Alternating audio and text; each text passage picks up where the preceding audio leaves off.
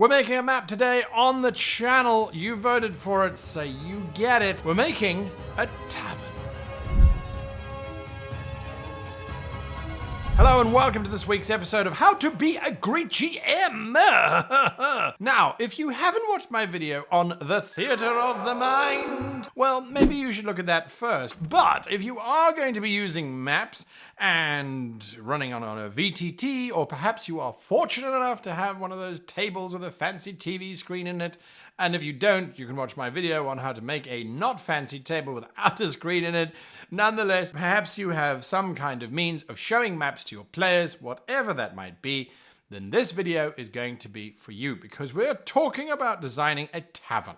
Now, taverns are synonymous with role-playing. Whether it's a tavern, a cantina, a brothel, a inn, a diner, some place where the denizens of the world gather and chat in quiet, hushed tones over drinks, and where adventures start and end. We need to have this space locked down in our heads. Even if we are doing theater of the mind, we need to have a tavern layout so that when our players go in, there is something that they can expect. There is something they can rely on. There is something that you, as the game master, can expect and rely on. So it's pretty damned important to know about taverns, okay? I'm sorry, it's just a thing. It helps make role-playing easier and your life better as a GM. Yeah, I mean, who knew, right? Who knew? Well, I did. That's why I did this video. Anyway, here we go. We need a tavern map. Now, first and foremost, a tavern map needs to have a large space where people can gather, they can order food, they can order drinks, they can sit and they can discuss.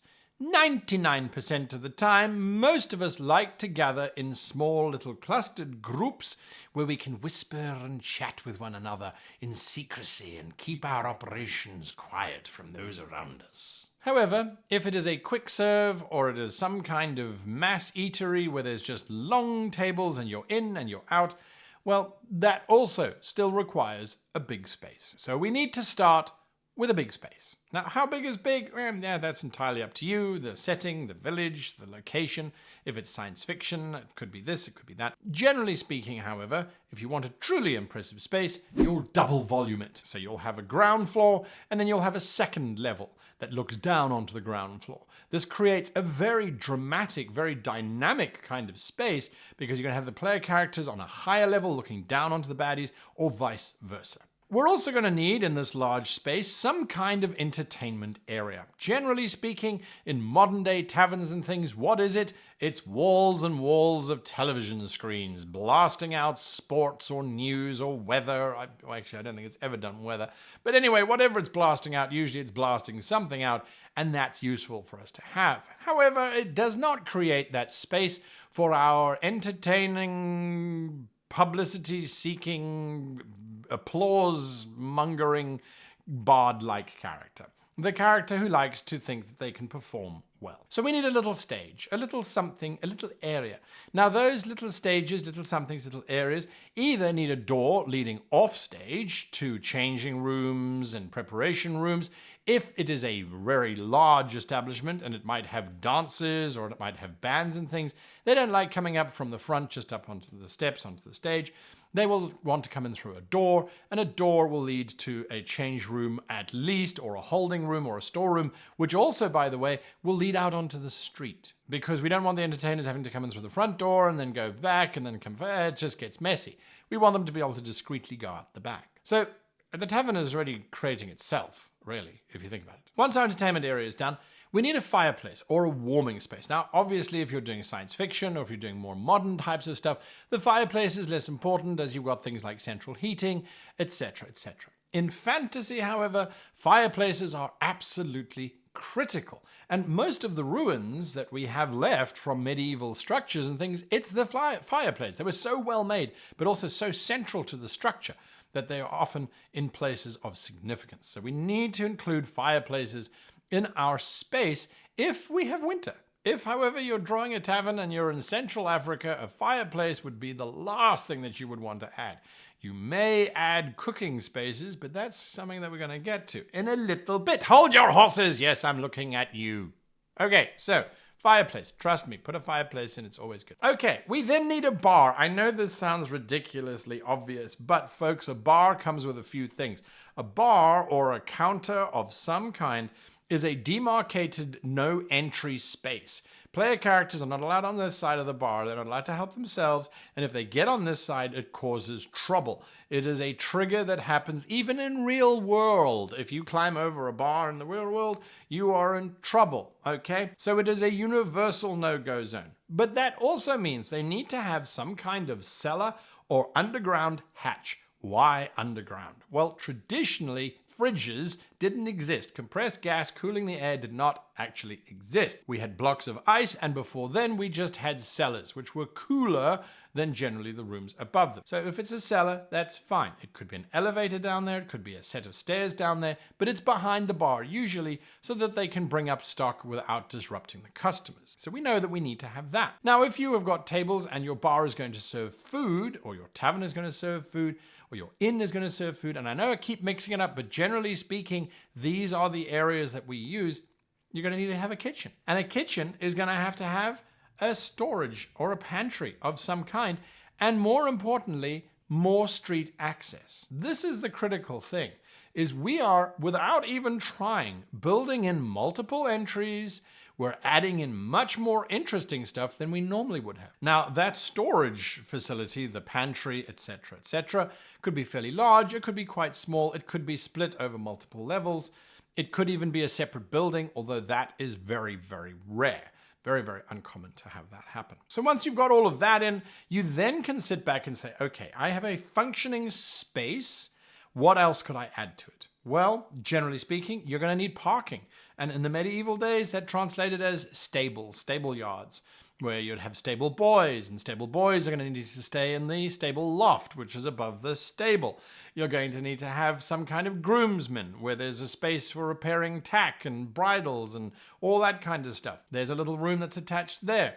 The stables themselves, each horse is going to have its own area. You're going to have a watering trough in each of those stables. Again, this is not stuff that I'm making up. This is just stuff that you get in these spaces because that's what you need. If it's modern or if it's sci-fi, you need parking. Underground parking? Is it shuttle parking on the left? Is it a teleportation gate that your people arrive through rather than through the front door? However your transportation works, the tavern is going to have to accommodate for it. Now, if you have airships or if you have griffins or pegasi, you're going to need a landing strip. Well, the roof is pretty good for doing that kind of stuff. No one who's riding a griffin is really going to want to ride in through town and try and find a little area down there. They can just land on the roof. That's pretty easy. But then you need access to the roof, which means you need a staircase that goes up there. Inside the tavern, outside the tavern. Better if it's inside, keep your Patreons dry. Which means that perhaps your stable now for griffins is above, in which case it's a roost or not an apiary, a griffery. I don't know the right term. If you do, put it in the comments down below. Are they going to have accommodation? This is really the last big question. With accommodation comes a whole bunch of complications. And again, we don't have any choice in the matter. You're going to have rooms. They could be shared rooms where everyone sleeps in hammocks or on mattresses or straw or pods. It could be if it's in the future. If it's private rooms, those private rooms need to have a bed. They need to have at least a table of some kind. I mean, I know there are certain hotel chains that you go to around the world that believe that a room can have a double bed and that's it and consider it useful. It's not. Be a better landlord. You need some chairs in there. You need some table or a table at least. A cupboard would be nice. A chest perhaps, depending on the genre, of course. But what comes with the requirement of rooms? Something to get rid of our bodily wastes with. We never talk about it in role-playing. It's like, no, I do not want to know what your dwarf just left behind in that trench. No, don't tell me about that. Gross. But as game designers, and this is really what we're talking about when we are talking about building a tavern. We are designing a game space. We need to have an outhouse, a thunderbox, something out there that the player characters can rush out to find the dead body stuffed into or crawling out of or destroyed by a lightning strike. If it's internal, then that internal system needs to be put in place as well. It needs to have some kind of sewer access. Why? Well, because that's another point of entry into our tavern. It's another great role-playing opportunity for the player characters to be able to sneak in or out of. So by adding in toilets, it adds in a wonderful, wonderful opportunity. Now, in real life, most toilets don't give you sewer access. If you try to climb down the pipe that leads to our sewer access here in our home, which is 130 years old, you'd need to be about that big, because that's how big the pipe is. It's not actually practical. But we're dealing in a fantastical environment, so obviously they're going to have an access point for whatever reason, right? Just go with it. Just go with it. Not only do they need toilets, but they need some kind of washing facility.